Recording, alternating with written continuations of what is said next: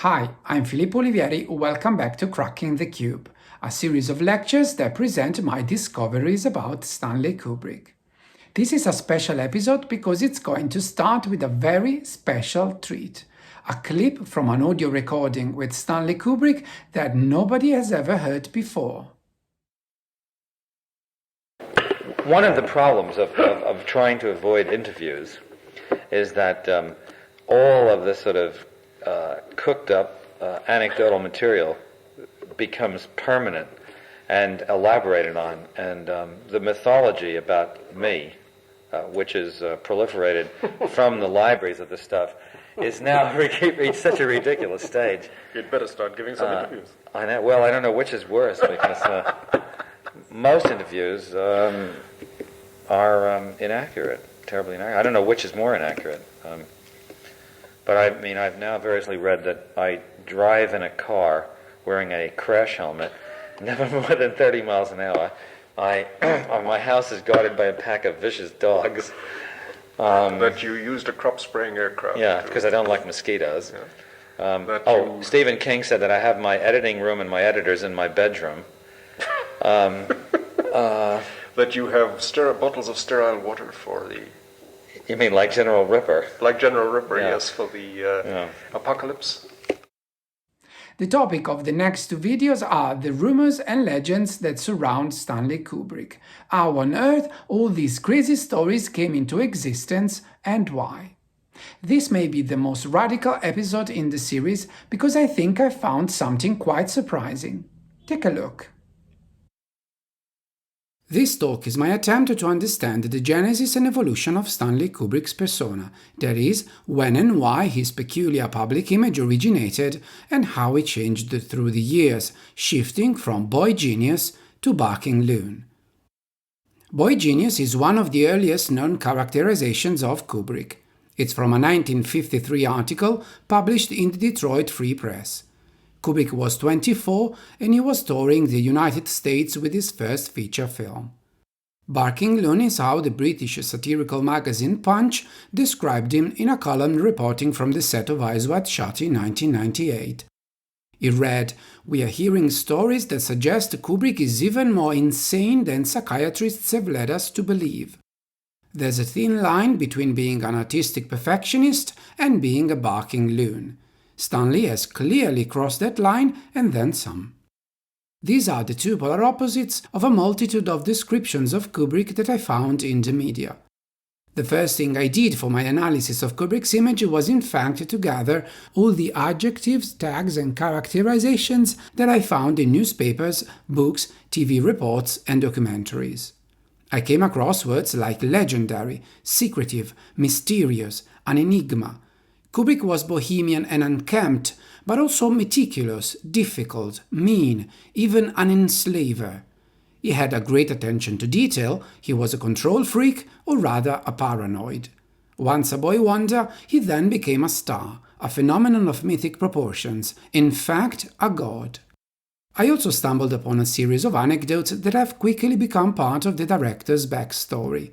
He had a movie theater repainted before allowing one of his films to be screened.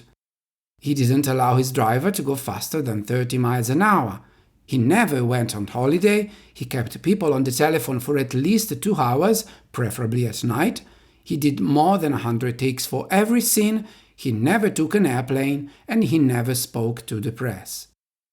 There are, of course, many other representations and stories which I try to organize to identify the main traits of Kubrick's persona. They form an image we are pretty familiar with and to which we probably give quite a lot of credit. All these beliefs, taken together, are what I call the Kubrick Mythology, a set of characteristics that have been mechanically repeated over the years without being necessarily substantiated, thus becoming in effect myths describing Kubrick's physical appearance, his personality, his behavior during the making of his films, his attitude to the world. The mythology is well known, as is Kubrick's reaction to it. Since the early 70s, he began dismissing the stories that were circulating as your usual Kubrick anecdotes.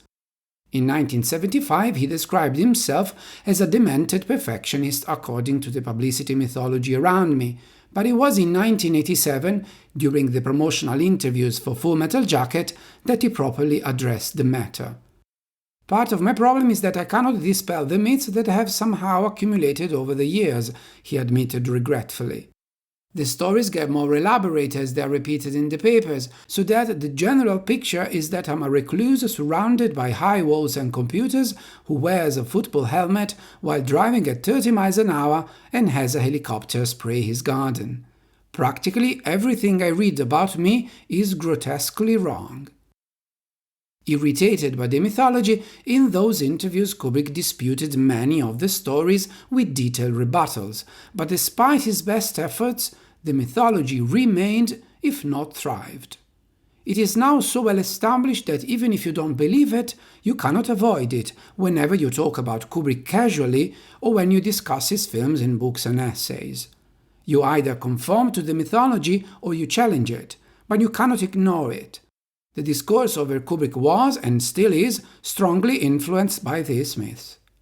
Take, for example, the documentary Stanley Kubrick A Life in Pictures, which is a sort of unauthorized biography since it was directed by Kubrick's brother-in-law and long-lasting executive producer Jan Harlan. Let's watch how the film begins.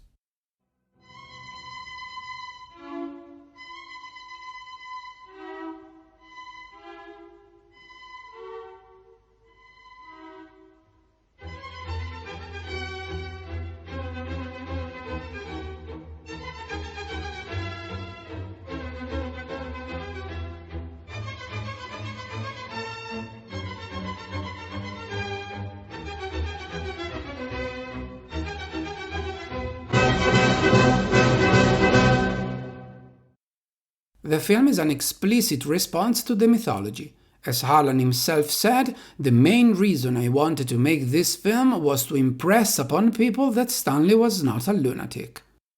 Since Kubrick died, interviews, books and documentaries have often been marked by the same purpose, to try and find the real Stanley Kubrick in quotes, the man behind the myth. But nobody cared to investigate the myths. Who originated the Kubrick mythology? When and where its building blocks were first introduced, and why is it still so successful? All this has simply gone unquestioned. We all accepted Kubrick's own explanation, that the myths were the result of his media shyness combined with the laziness of reporters. In other words, since he never spoke to the press and kept his actions and intentions undisclosed, journalists had to invent stories they could then supply to their readers. His wife Christiana rationalized the mythology in the same way. It was an accumulation of made-up stories, she said. It's the press cuttings. Everyone who's given a piece to write goes there and repeats the last thing written. In addition to sloppy journalism, his daughter Anya offered another explanation. There are certain themes, there are journalistic exaggerations of his characteristics. Recluse is a word that gets thrown at him in practically every article, and as far as I can work out, recluse must be defined as someone who doesn't talk to journalists. Indeed, many labels are a negative take on a neutral or positive quality in order to increase media resonance. For example, secretive is an embroidery of elusive, megalomania of self-confidence, and tyrannical is but a showy slant on a director doing his job. Anya added a last possible cause when she said she believed the mythology originated from acrimony. Those who knew him well and liked him and respected his wishes didn't speak to the press about him. So the stories that exist come from people who are in some way disaffected. Here Anya was speaking a few months after Kubrick's death and was referring specifically to the recently published Eyes Wide Open, a bitter memoir by Frederick Raphael, and to John Baxter's sensationalistic biography. But I think Anya and Christiana were commenting on something else too. Some of the stories they took issue with were in fact first introduced by The Invisible Man, a documentary that, when it was broadcast on British television in 1996, presented quite an unflattering image of Kubrick. Malcolm McDowell introduced him in this way.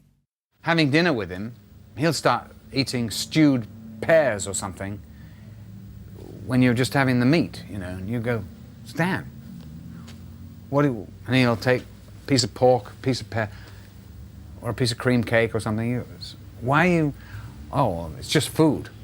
I mean, this is how Napoleon ate. I went, uh-oh. Well, we don't have to call you Bonaparte, though, do we? You know. Anya may have had a point.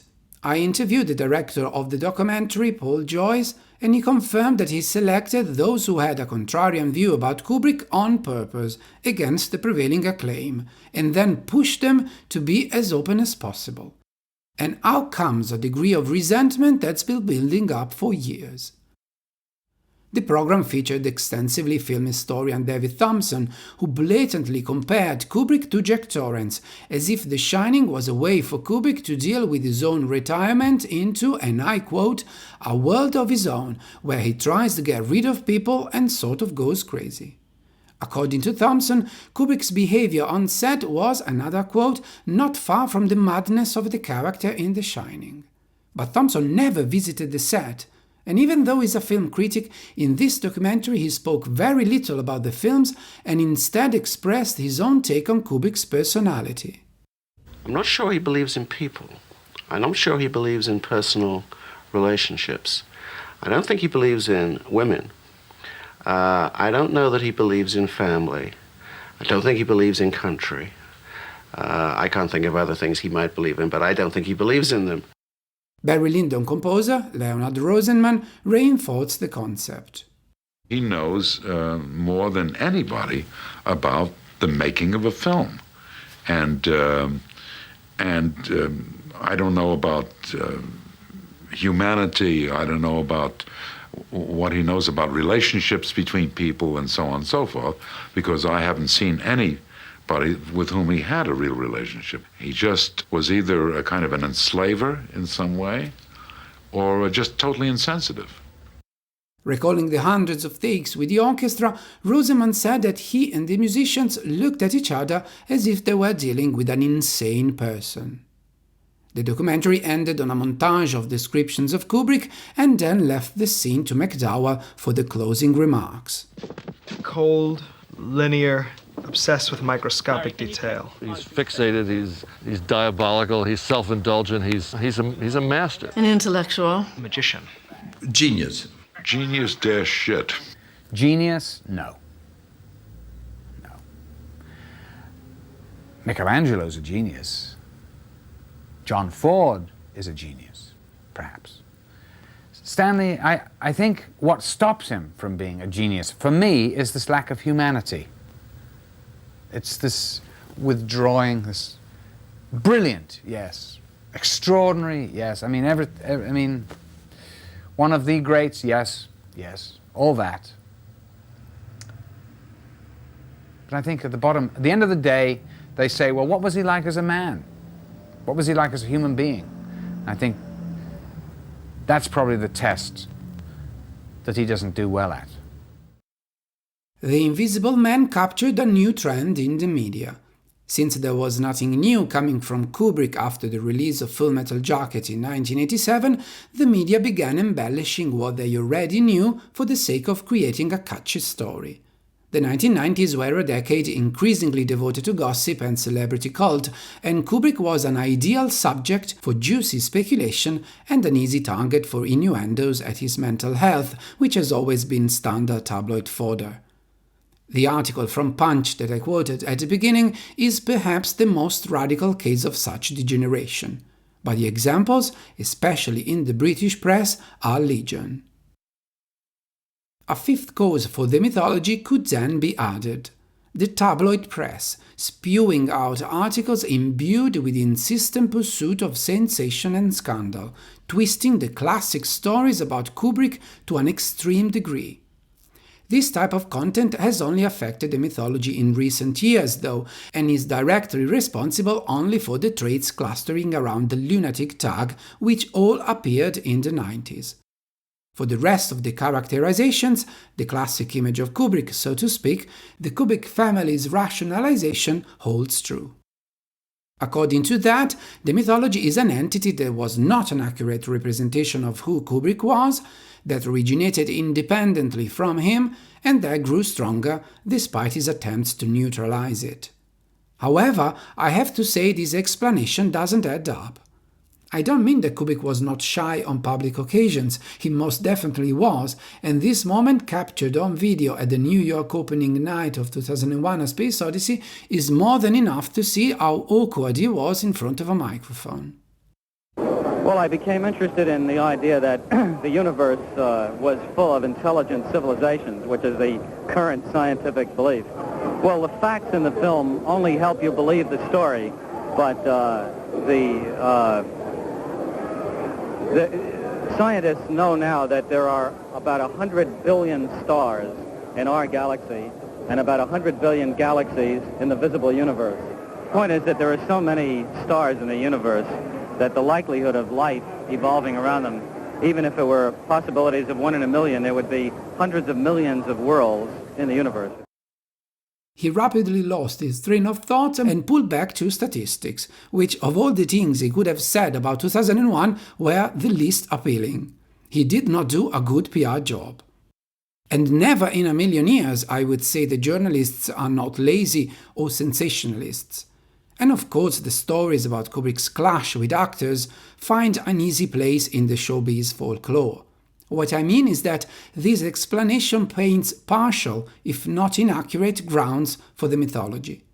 Because to begin with, a number of the myths are undeniably true. By all means, Kubrick was a perfectionist, even if he didn't particularly like being called like that. He did many takes to achieve the result that he wanted, he shot for longer and longer periods of time, and so on. And he certainly was obsessive, a word that, on the contrary, he himself used to describe how absorbed he needed to be about a subject to sustain the years of work that were necessary for him to make a film. "You must be obsessed," he said in an interview from 1964. But more to the point, if we accept that the mythology was a consequence of disgruntled collaborators and lazy reporting, we are confronted with a surprising outcome. It's as if the director, who was notoriously in charge of every minute aspect of his films, was not able to control his image. And yet we do know that he in fact controlled his image. For example, it is well known that he exerted a strong control over the interviews he conceded, by demanding final approval before any text could be published. The same happened with the publications that sought Kubrick's cooperation. We have drafts of Jerome Agel's The Making of Kubrick's 2001 and of Alexander Walker's Stanley Kubrick Directs, extensively amended by Kubrick, who checked these texts in detail, clearly considering them as opportunities to promote his films and himself. The myth that Kubrick even controlled his interviews proved to be true. Yet another is not. Despite what has been repeatedly said, Kubrick did talk to journalists. I collected 361 articles containing original quotes by Kubrick given to international media over his 50 years of work, from brief press releases to lengthy interviews. For a director who only made 13 films, 361 media contacts most certainly are not a small amount. The myth that Kubrick never gave interviews is simply not true. In fact, during the first 20 years of his career, it was Kubrick who often initiated a contact with a journalist. For example, he telephoned to Hollywood columnists to supply them with information about the casting of an actor or the completion of a particular sequence. When he was shooting Paths of Glory, Spartacus, Lolita, Dr. Strangelove and 2001, he also invited reporters to the studios where they were giving a guided tour of the sets, and in the case of Strangelove were even handed pages from the screenplay. It is only when he relocated in England that Kubrick drastically cut down his contacts with the media. In the following 25 years, he met reporters only when he had to promote a new film. The truth behind the myth that Kubrick never talked to the press is then that he did, but on his own terms. He sought media exposure as long as he needed it, and once he had established himself as a relevant filmmaker, he selected agreeable reporters and then edited their articles to be sure they presented an image of himself that he liked. In short, Kubrick understood the value of promotion and tried to control it as much as he could. Moreover, the number of interviews alone defies the image of an inaccessible filmmaker and cannot support the aura of mystery that is associated with him. An entirely different rationale for the Kubrick mythology needs to be found. Again, why do we think about Stanley Kubrick the way we do? In the second part of this episode, we will discover what really is behind this mythological image of an all-knowing, all-powerful filmmaker.